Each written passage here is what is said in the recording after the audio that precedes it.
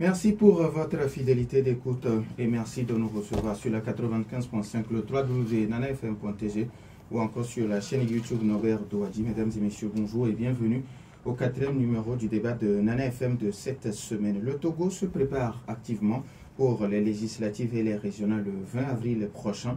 Le processus électoral est diversifié et diversement apprécié. Ce matin, pour aborder le sujet, je reçois en studio M. Nathanaël Olympio. Il est le président du Parti des Togolais. Président, bonjour. Bonjour. Ça fait pas mal d'années, on ne s'est plus vu sur ce plateau.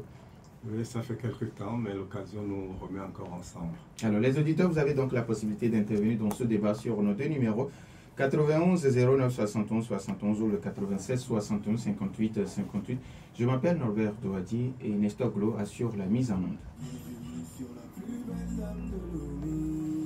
Une fois encore, merci pour votre fidélité d'écoute à Nana FM. Président, merci pour la disponibilité. Je l'ai dit dans mes mots introductifs, le Togo se prépare activement le 20 avril prochain pour les législatives et les régionales. Ma première question, c'est de savoir, est-ce que votre formation politique a déposé ces dossiers pour participer à ces échéances électorales? C'est la première question pour me taquiner. Vous savez ce que je pense des élections dans notre pays, donc ce ne sont pas des sujets de motivation pour moi. Alors maintenant, quel regard vous faites, ou bien quelle appréciation vous faites du processus qui conduit à ces élections?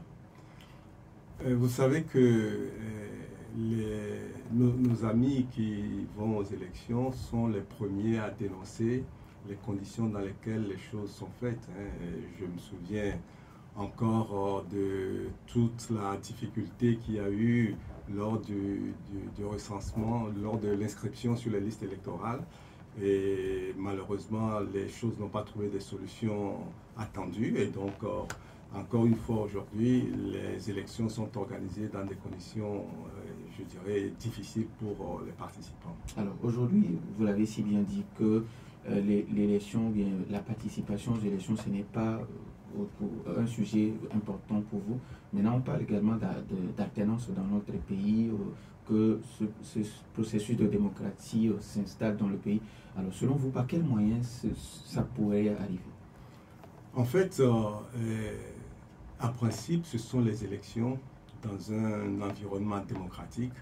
Ce sont les élections qui permettent de réguler la vie politique, qui permettent de redynamiser la vie politique. Mais pour que ce soit ainsi, il faut que les règles qui conduisent ces élections soient des règles transparentes, soient des règles qui correspondent aux exigences de la démocratie. Là, l'élection devient un instrument utile pour que la vie politique soit régulièrement renouvelée. Qu'est-ce que ça veut dire? Ça veut dire que lorsque des gens sont élus à la tête d'un pays ou à une responsabilité quelconque, au bout de leur mandat, la population est consultée à nouveau pour que les gens expriment leur avis. Est-ce qu'il faut reconduire ces personnes? Est-ce que la population était satisfaite de l'exercice de la fonction? Et donc, si on n'est pas satisfait, on renouvelle. Mais quand le système électoral est tel que, depuis des décennies et des décennies, ce sont les mêmes personnes qui gagnent, donc l'élection perd sa valeur, l'élection perd sa vertu. Et finalement, ça ne sert plus à rien. Et malheureusement, dans notre pays, c'est ce à quoi on assiste. Et les dirigeants du pays sont devenus des maîtres en manipulation de scrutin, si bien que ça n'apporte plus l'effet attendu pour que la vie politique soit une vie à laquelle tout le monde adhère de manière joyeuse et dynamique. Et c'est malheureusement à ça que l'élection est réduite dans notre pays. Alors aujourd'hui, on le dit sur les réseaux sociaux qu'un groupe de députés aurait introduit une proposition de loi à l'Assemblée nationale qui modifie la Constitution passant de régime présidentiel à un régime parlementaire. Je ne sais pas si vous avez également vent de l'information et puis ce que vous pensez de ce changement de régime. Alors, vous faites bien déjà de dire les choses au conditionnel parce que ça veut dire que nous n'avons eu aucune information officielle. Et la seule information que l'on peut considérer comme officielle, c'est quand le la présidente de l'Assemblée nationale, à travers une courte vidéo, a indiqué qu'un groupe de parlementaires avait déposé une proposition de loi portant sur la modification de la Constitution. C'est la seule information, je dirais, officielle qu'on ait. Mais quand on modifie une Constitution, et au regard de ce que nous sommes en train de lire, ce n'est même pas une modification de Constitution, c'est un changement de Constitution, parce que c'est un changement de régime. Un sujet aussi important, en principe, les dirigeants du pays devraient mettre en débat public au sein de la société que tout le Togolais sache d'abord de quoi il s'agit, ce qu'ils veulent faire. Et que les Togolais se saisissent de ces informations pour débattre entre eux, pour échanger, pour donner leur avis. Malheureusement, dans notre pays, on veut mettre en place une nouvelle constitution, c'est-à-dire la loi la plus solide, la plus forte, la mère de toutes les lois. On veut changer cela et moi qui suis un acteur politique, je suis incapable de vous dire quels sont les éléments qui existent dans ce texte qu'ils sont en train de traiter à l'Assemblée nationale. Les seules choses qui circulent, ce sont des choses informelles sur les réseaux sociaux. Personne ne peut considérer que c'est ça la réalité du contenu des textes qui sont traités à l'Assemblée nationale. Donc, il y a d'abord un problème à ce niveau, une dévalorisation, je dirais, de la population. On ne donne pas de considération au peuple togolais. Ça, c'est une première chose. Maintenant, ce que nous sommes en train de lire dans les documents qui circulent nous indique qu'ils veulent passer d'un régime semi-présidentiel à un régime présidentiel, à un régime parlementaire, pardon. Un régime parlementaire, qu'est-ce que c'est? Ça veut surtout dire que, à partir d'aujourd'hui, lorsque ce texte sera voté, aucun Togolais ne sera appelé à désigner le président de la République. Ce que les Togolais ont toujours fait depuis 1990, 1993. Aucun Togolais ne sera sollicité pour choisir le président de la République. Le président de la République sera choisi uniquement par les députés. Ça, c'est un changement fondamental. La deuxième chose, c'est quoi? C'est que quand on change de régime, ça veut dire qu'on change complètement de république, c'est-à-dire c'est une nouvelle constitution. Et dans les documents que nous voyons circuler, ils se gardent bien de parler de ces choses-là. Ils le passent sous silence, ils font comme s'il s'agissait d'une modification mineure. Comme ils l'ont fait déjà tant de fois, ils pensent que ce sont des petites choses, alors que c'est un remplacement. On est en train de changer de régime, donc on change de constitution. Toutes ces choses sont tellement importantes que le faire comme ils sont en train de le faire. Et nos amis dans l'opposition utilisent souvent le terme en catimini, c'est-à-dire pratiquement en cachette. Il n'y a pas de raison qu'une telle chose se fasse en cachette. Finalement, à l'heure où je suis en train de vous parler, nous sommes incapables de dire exactement ce qu'ils sont en train de traiter. Et l'autre sujet que je voudrais ajouter, c'est que l'Assemblée nationale qui est là aujourd'hui est une assemblée qui a terminé son mandat il y a déjà presque 3 mois. D'accord? Et on leur a demandé de rester encore quelque temps, le temps que de nouveaux députés soient mis en place. Alors, ce qui est incompréhensible, moi je ne suis pas constitutionnaliste, je ne suis pas juriste, je ne veux pas rentrer dans ces considérations. Mais en tant que citoyen, je me pose une question. L'Assemblée nationale était en place pendant 5 ans. L'Assemblée nationale n'a pas travaillé sur le changement de constitution. Au moment où on leur dit que leur mandat a pris fin, selon la Constitution, le mandat a pris fin. C'est en ce moment qu'ils viennent traiter, je dirais, le sujet le plus important qu'une Assemblée nationale puisse traiter de toute sa législature. Changer de constitution, c'est la chose la plus importante qu'une Assemblée nationale puisse traiter. Alors, comment se fait-il que c'est dans cette précipitation de fin de mandat, enfin même pas fin de mandat, de supplément de mandat, si je puis dire, hein, c'est le doji là qu'il y a dessus, c'est ce supplément de mandat que ces gens prennent comme moment favorable pour traiter le sujet le plus important de la vie d'une Assemblée nationale. C'est incompréhensible. Et qu'est-ce qui peut motiver cela si ce ne sont pas des calculs cachés pour satisfaire des envies de tel ou tel dirigeant? Alors, Président, au-delà de ça, au-delà du Togo, il y a également la sous-région ouest africaine où les pays qui forment aujourd'hui l'AES ont émis l'idée de sortie de la CEDEAO, et pour certains experts, l'institution doit profiter de l'occasion pour revoir son fonctionnement. Je ne sais pas si vous faites la même analyse. Ouais, la première chose que moi je veux dire sur la CEDEAO, c'est que le marasme politique que nous avons aujourd'hui au Togo, la CEDEAO est en grande partie responsable de cette situation.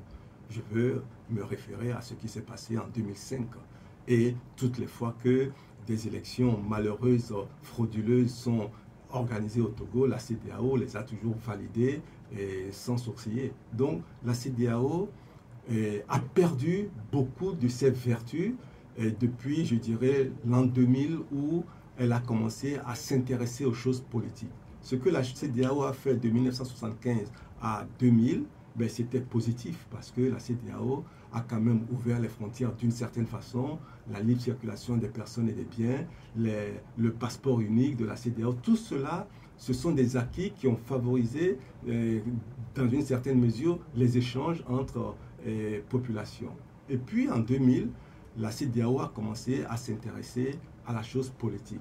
Mais depuis 2000, la CEDEAO n'a pratiquement plus eu de résultats concrets, tangibles à présenter à la population de la communauté.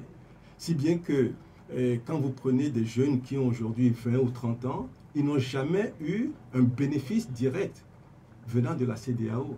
Les seules choses qu'ils connaissent, ce sont les promesses de démocratie qui n'ont jamais tenu leurs fruits puisque les chefs d'État ont toujours manipulé cette démocratie et dénaturé cette démocratie à leur bénéfice, si bien que la jeunesse de la sous-région ne connaît de ce qu'on appelait démocratie que les coups d'État, que les changements de constitution pour se maintenir au pouvoir. Donc finalement, ils en sont arrivés, les chefs d'État ont eu, je dirais, le dramatique succès de mettre dans la tête des jeunes que la démocratie, elle est mauvaise pour nos pays parce que ce serait importé. Et moi, j'ai déjà entendu des anciens chefs d'État tenir de tels propos. Alors que ce qui est important pour nous, c'est de pouvoir jouir de nos libertés publiques, c'est de pouvoir jouir d'un état de droit et c'est de pouvoir jouir de tous les droits fondamentaux humains qui sont les nôtres. Donc, l'échec de la CEDEAO sur toute cette ligne, qui n'a pas su faire de l'organisation la CEDEAO des peuples, c'est-à-dire une CEDEAO proche des populations, qui répondent aux aspirations de la population, cette CEDEAO-là a échoué, si bien qu'aujourd'hui, les conflits sont devenus ouverts au point que des pays importants de la communauté décident de se retirer. Alors, sortie de la CEDEAO signifie avoir d'autres partenaires à l'instar de la Russie. N'est-ce pas vendre le voleur pour acheter un sorcier? Moi, je ne sais pas qui est le voleur, qui est le sorcier dans tout ça. Ce qui est important, c'est que nous devons constater que nos États ont été fragilisés depuis les indépendances, si bien que nous n'avons pas inscrit dans notre démarche de construction la nécessité de nous rassembler, de mettre en place des outils, de mettre en place une institution militaire qui défende nos frontières, qui défende nos intérêts. Et aujourd'hui, nous avons tellement externalisé notre défense nationale que en 2024, nous sommes encore amenés à aller chercher des partenaires à gauche, à droite pour nous aider à nous défendre. Ça, c'est déjà le premier échec de nos pays. Maintenant, le besoin de souveraineté, c'est un besoin qu'on ne peut reprocher à personne. D'accord? Mais, de mon point de vue, nous devons mettre en place des politiques qui nous renforcent nous-mêmes de manière intrinsèque. C'est-à-dire qu'on ne peut pas toujours compter sur le voisin d'en face parce que le voisin qui vient dans notre maison pour nous aider, là, il a toujours en tête de savoir, en venant nous aider, quel est le bénéfice que lui, il en tire. Et donc, on doit se poser la question, est-ce que le bénéfice que l'autre en tire est en opposition à nous-mêmes, nos intérêts?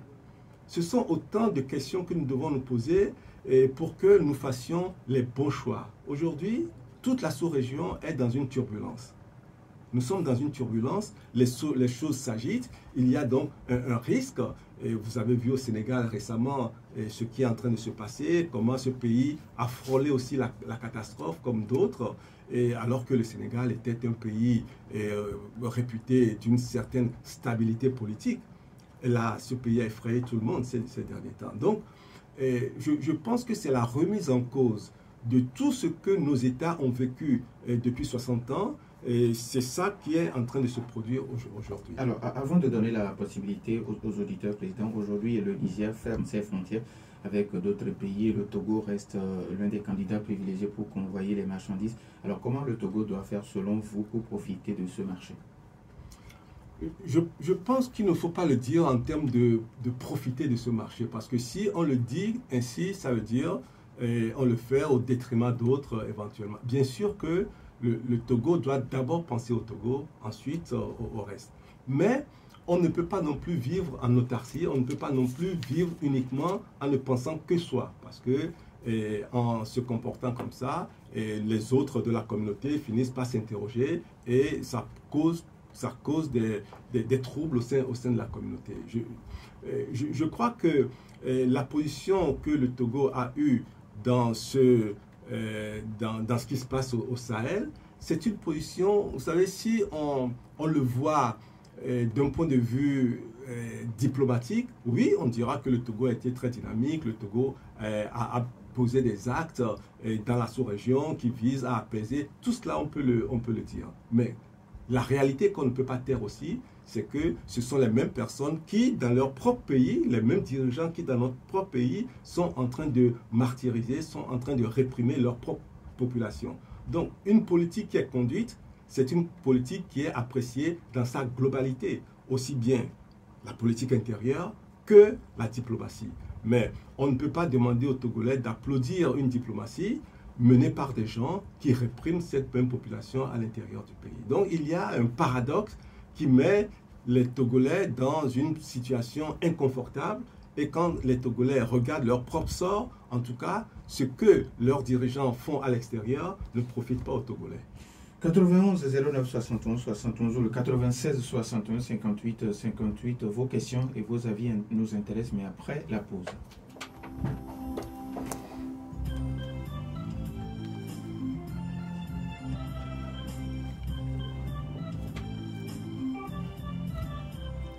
« 91 09 71 71 ou le 96 61 58 58, nous avons premier auditeur en ligne, NFM. Allô?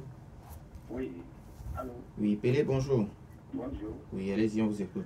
Oui, je salue notre excellence. Bonjour. Ok. D'abord, tout à l'heure, en prélude, vous l'avez dit.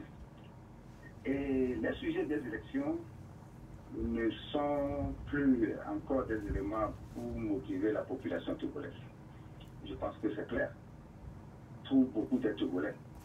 Mais, M. Nathaniel, ne voyez-vous pas que c'est l'objectif du président Faure-Gnassingbé, quand il est arrivé, c'est de démobiliser la population togolaise, c'est-à-dire d'enlever cette façon de mot élection dans la tête des Togolais. C'est-à-dire tout ce qu'on fait, tout ce que le pouvoir fait, ça fait que ça piétine des Togolais pour dire que bon, les élections ne trouvent pas, le peuple fait l'affaire. C'est-à-dire encore casser les partis politiques, les grands partis politiques comme l'USC, le CAR et autres, et faire chasser des gens comme vous, votre patron aussi. Tout ça là, vous ne voyez que c'est ça qui fait démobiliser la population.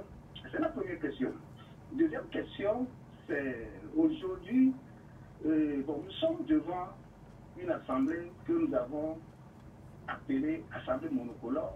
C'est parce que l'opposition avait boycotté les élections. Devant Dieu, devant les hommes aujourd'hui, quelle option vous prenez en tant que parti politique pour accéder au pouvoir?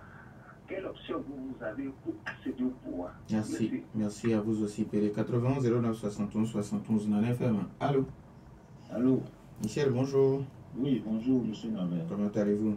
Je vais bien. Oui, bonjour, monsieur Lendio. Bonjour. Et je crois que tout ce que vous avez dit dans votre analyse est très pertinent.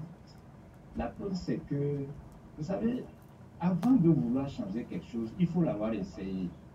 Est-ce que réellement on a essayé la démocratie, le système présidentiel? Non. À chaque fois qu'on gagne les élections, celui qui gagne, on ne lui donne pas le pouvoir. Maintenant, comment est-ce qu'on peut comparer pour dire que le parlementaire sera mieux que le présidentiel? Le problème, c'est ça, c'est au niveau de ce parti qui est au pouvoir, qui refuse de jouer le rôle d'alternance au moment où les gens ont plus de 2 ou 3 anciens présidents. C'est-à-dire, on ne peut pas comprendre ces gens-là. On n'a pas fait l'expérience de ça de façon normale pour que les Togolais se rendent compte que non, ce système-là ne nous sied pas. Il faut qu'on change avec le parlementaire.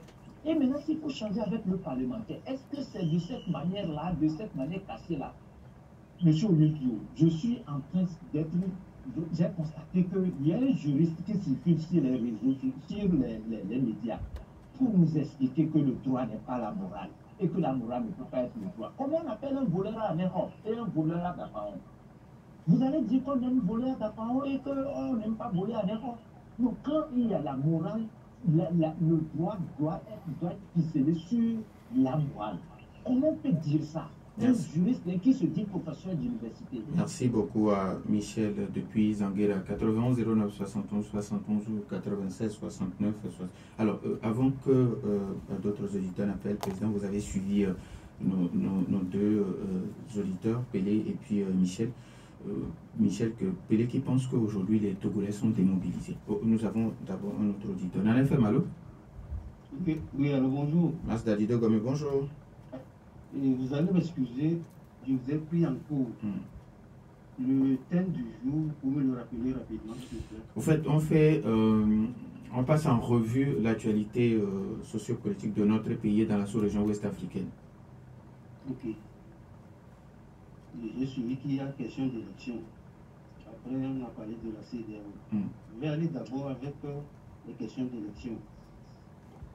Je me demande comment les élections se passe-t-il au Ghana, au Libéria, où ces élections se passent en grand bruit et que c'est toujours chez nous au Togo qu'il y a dans les élections des problèmes et même des tueries. Je ne peux accuser qu'une seule personne, le dirigeant, parce que c'est lui qui donne le là. Nous l'avons vu au Libéria. Avant même la proclamation des résultats, et Jean Ouéa a appelé les Bocailles pour le féliciter. Donc c'est ça. Bon, pour ce qui est de la CEDEAO, je vais aller un peu rapidement. Il y a 2005, 2018, 2020 et actuellement, pour ce que je me rappelle de cette date-là, la CEDEAO est muette comme une carte. Elle est incapable de voir le coup d'État constitutionnel qui donne naissance au coup d'État militaire qu'elle détecte. Je ne dis pas qu'elle voit, hein. Elle détecte ces coups d'État militaires et prend des sanctions imaginaires qui ne sont même pas dans ces tests. L'exemple, je prends la Guinée, le Mali, le Niger, le Burkina Faso. Pourquoi la CEDEAO n'arrive pas à faire de pression au niveau de la Guinée? C'est un seul facteur, la monnaie qu'ils utilisent. En Guinée, il y a le Dalasique, je ne sais plus. Et dans les autres pays, c'est le franc CFA qui est piloté par la France. Donc, pour moi, la CEDEAO se donne, est en train de tisser la corde avec laquelle nous allons la pendre. Je suis de ceux-là. Merci. Et pour terminer, c'est moi, je suis de ceux, bien je l'ai dit souvent ces derniers jours, que je parlais qu'il faut changer de régime, qu'il faut partir du régime présidentiel pour aller au régime parlementaire. Mais quand je le dis, je l'ai toujours dit que la nouvelle législature, ce n'est pas ceux qui sont. Merci beaucoup, Hamas Dadi de Gomé. En FM, allô? Bonjour, Norbert. Monsieur Garo, bonjour. Ah, bonjour à votre invité. Bonjour. Bon, vous savez, moi, maintenant, où se plaindre? Tu sais, la CEDA n'existe plus pratiquement. Et c'est la CEDA même qui a dit de ne pas toucher à la Constitution 3 mois avant les élections, bien 6 mois, je ne sais pas. Maintenant, où se plaindre? À l'ONU? Merci, bonne journée. Merci et bonne journée à vous aussi. Nadine Femalo? Oui, alors bonjour. Bonjour. Monsieur Jarry. Ça va, c'est Monsieur Kofi? Non. C'est un nouveau venu. Allô? C'est un nouveau venu. D'accord. Votre nom, s'il vous plaît? Gérasson. Monsieur Gérasson, vous voulez bien vous éloigner un peu de votre poste récepteur, s'il vous plaît? Ok, merci. C'est bien. Diminuez ou éteignez carrément. Ok. Je vous dis merci pour ce que vous faites. Pour nous, c'est-à-dire vous, les journalistes, nous ne savons rien de politique et nous ne voyons rien. À travers vous, qu'on comprend quelque chose aujourd'hui au Togo.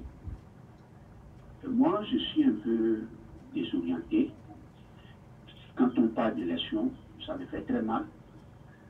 Vous savez pourquoi? Aujourd'hui, le problème du Togo, c'est l'élection. Nous ne trouvons même pas à manger. On est présent pour travailler, on ne trouve pas de travail. Aujourd'hui, on est venu d'aller encore voter. Par rapport à votre sujet, tout le monde connaît déjà la réponse. Mais il faut qu'on parle, c'est pourquoi on en parle. Donc, je vous souhaite bonne journée, bonne émission. Merci beaucoup à M. Gérasson. Est-ce que nous avons notre auditeur? Président, vous avez suivi les uns et les autres. Pelé qui pense aujourd'hui que les Togolais sont démobilisés. Mais je crois que les Togolais sont surtout déçus de leurs dirigeants. Parce que ce qu'ils attendent de leurs dirigeants, ils ne l'obtiennent pas. Il n'y a pas, comme le disait Gérard, je crois, le dernier intervenant, que les gens ont des difficultés à vivre, des problèmes de cherté de la vie, et les problèmes d'emploi, les problèmes de santé, d'éducation, donc tout ce qui fait la vie courante. Et nous n'avons pas satisfaction sur les services publics. Je ne vais pas apprendre à quelqu'un aujourd'hui au Togo la manière dont les coupures d'électricité, et je dirais, sèment des drames dans des familles, des commerces qui meurent à petit feu, et personne n'est là pour leur apporter le soutien. Et les conséquences sont sur la charge de chacun. Et donc, je ne parle même pas de l'eau, qui est aujourd'hui quelque chose d'extrêmement difficile à obtenir, même dans la capitale. Dans certains endroits, c'est difficile. Donc, les Togolais sont déçus de leurs dirigeants qui ne leur offrent pas un espace d'épanouissement. Et se greffent à ça toutes les difficultés, tous les problèmes, je dirais, de liberté publique, d'expression, de pouvoir se sentir dans un état où vos droits sont respectés. Tout le monde se plaint de la justice, tout le monde se plaint des problèmes fonciers, tout le monde se plaint des rapports de force qu'on exige, enfin les épreuves de force qu'on impose à ceux qui sont les plus faibles. On spolie les gens de leurs terres. Donc, il y a dans le pays une situation qui finalement rend les gens malheureux. Les gens ne sont pas heureux. C'est surtout ça avant de parler de démobilisation.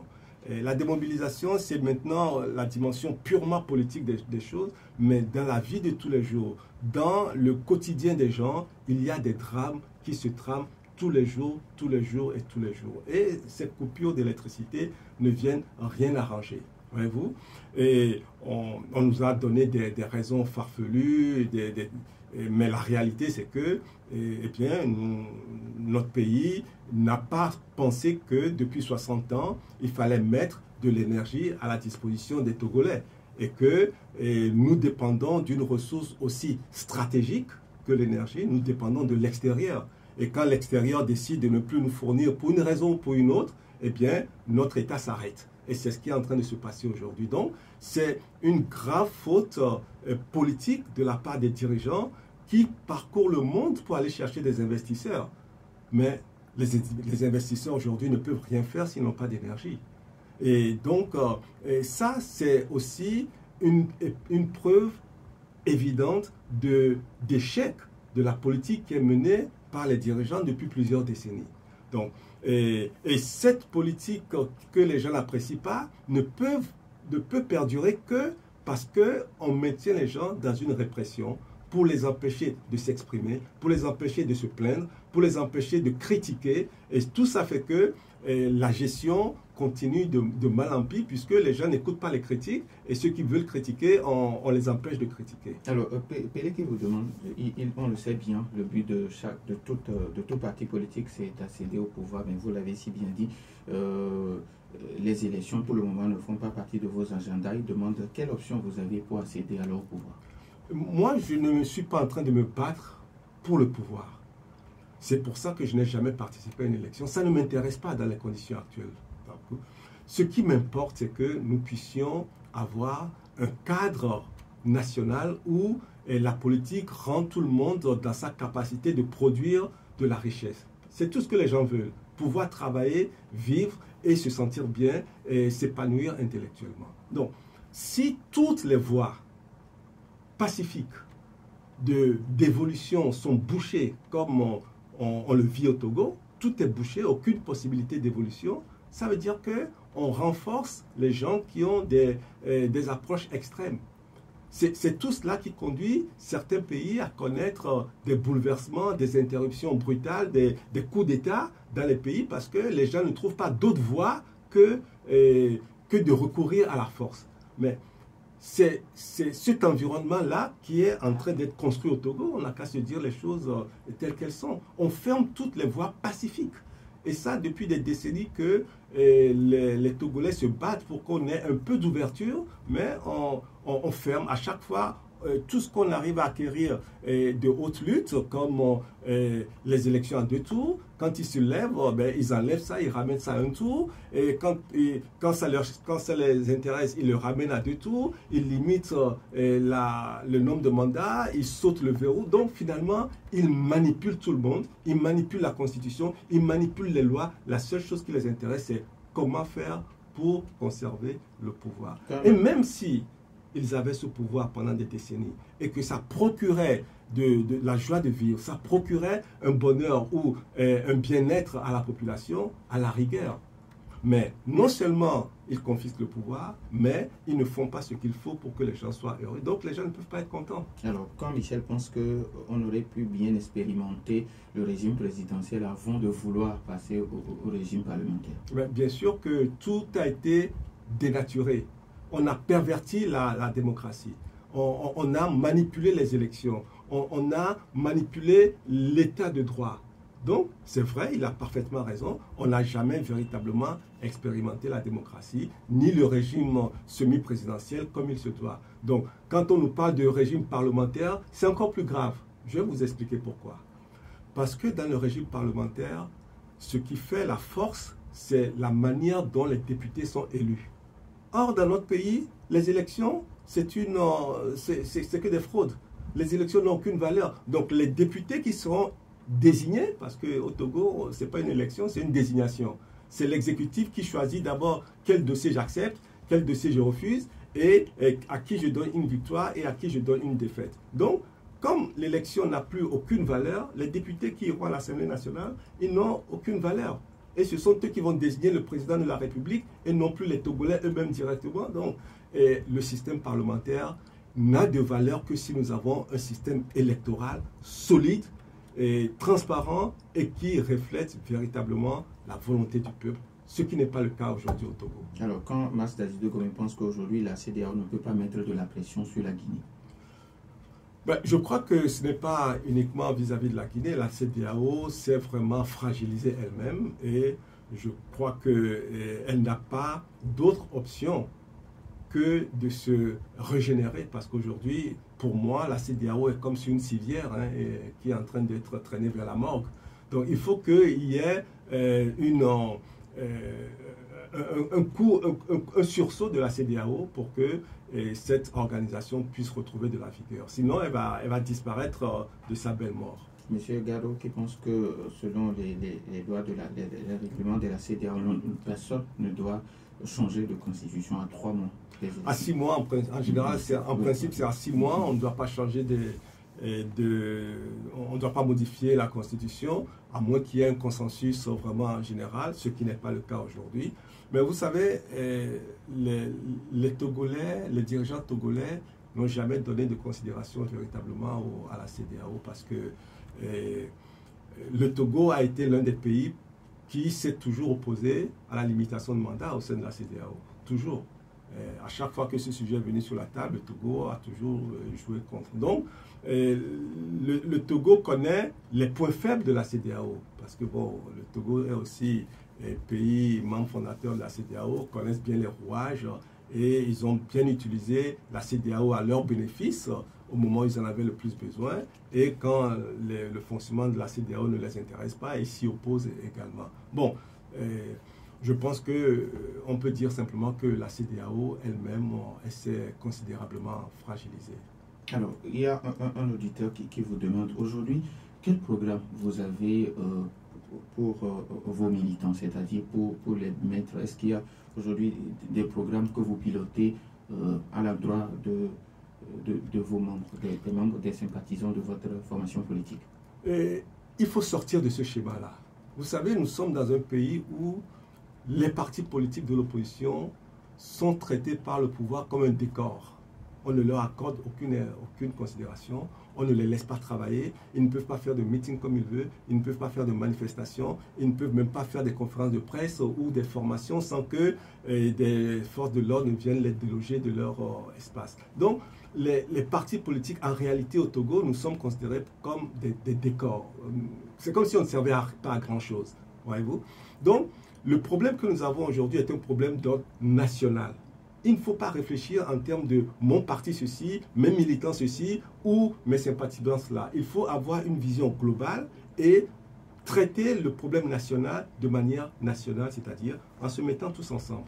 Ce n'est pas le moment d'aller dans des compétitions pour se dire je suis le plus beau, je suis le plus fort. Non, il faut il y a aujourd'hui sur la table un problème de changement de constitution. Ça ne concerne pas un parti politique, ça concerne tous les Togolais. Et ce sont tous les Togolais qui doivent se mettre ensemble pour affronter cela. Et moi, c'est ce que je demande à mes amis. Et je pense que tout le monde est dans cette dynamique également pour qu'ensemble, on se retrouve et qu'on se mette face au régime et qu'on l'empêche de faire ce qu'il est en train de faire, c'est-à-dire changer unilatéralement la constitution du pays sans consulter personne, comme si le Togo leur appartenait. Non, le Togo ne leur appartient pas, même s'ils en font ce qu'ils veulent aujourd'hui parce qu'ils ont le pouvoir, ils ont la force, ils ont tout ce qu'ils ont confisqué, mais le Togo ne leur appartient pas. Et nous, qui sommes opposés à cette façon de faire, les Togolais, nous devons ensemble travailler la main dans la main pour construire ce que nous voulons construire. Alors, il y a également un auditeur, bonjour, Nové, demande au président quelles sont ses activités à venir. Mais écoutez, aujourd'hui, le problème principal que nous affrontons, c'est cette question de constitution qu'on est en train de modifier. Donc, c'est à cela qu'on s'attelle. C'est ça qui m'a amené aussi dans ce studio. Ça fait longtemps que je ne suis pas venu, vous l'avez souligné tout à l'heure. Donc, c'est un sujet de préoccupation. Ce qui se passe dans le pays aujourd'hui est grave pour notre pays parce que il y va de l'avenir de ce pays-là. C'est pour ça que c'est la seule préoccupation du moment et nous tous, nous devons nous mettre en ordre de bataille pour faire barrage à ce projet funeste, ce projet qui n'est pas dans l'intérêt des Togolais en l'état des choses. Mais quand même, vous allez soutenir ceux qui se présentent pour les prochaines échéances électorales. Mais le débat n'est pas cela. Le débat n'est pas de savoir si tel va aux élections ou tel ne va pas aux élections. Ce qui se passe avec la Constitution, ça dépasse toutes les considérations. Ça dépasse toutes les considérations parce que c'est la loi fondamentale.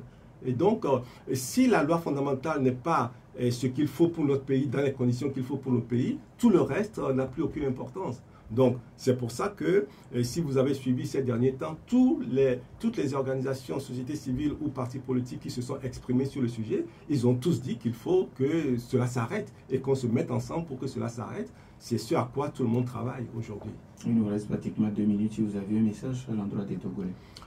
Je pense que les Togolais sont aujourd'hui complètement désabusés parce que la manière dont ils sont traités avec peu de considération, on décide pour eux comme si les Togolais étaient des moutons qui ne pouvaient pas réfléchir.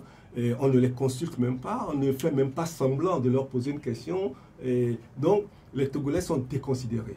Ça, c'est une première chose. Et ça vient s'ajouter au fait qu'ils sont humiliés dans leur quotidien avec des services sociaux qui ne sont pas du tout disponibles, la manière dont le courant est coupé. Moi, je n'ai jamais entendu un responsable politique, gouvernemental, venir exposer la situation aux Togolais pour leur dire la réalité des choses. On ne donne même pas d'intérêt, on ne porte pas d'intérêt à la souffrance des Togolais. Qui va s'occuper de toutes ces personnes qui perdent leurs activités économiques? Et les gens qui ont des congés, les gens qui ont besoin d'électricité, tous ceux qui ont besoin de ces choses-là, de ces services, et qui perdent de l'argent alors qu'ils n'en ont pas beaucoup. Qui va s'en occuper? Donc, je pense qu'il faut à un moment donné que nous, Togolais, on puisse se remettre ensemble et qu'ensemble on se batte pour que les choses ne se passent plus de la même manière à notre détriment. Il faut que on impose, je dis bien on impose à nos dirigeants de tenir compte de nos préoccupations. Ce n'est pas le cas aujourd'hui. Nous disons merci à M. Nathaniel Olympio, président du Parti des Togolais. Merci également à vous, chers auditeurs, pour votre fidélité d'écoute à Nana FM. Fin de ce débat, mis en onde par Nestor Glo. Je m'appelle Norbert Douadi. Bonne suite de nos programmes.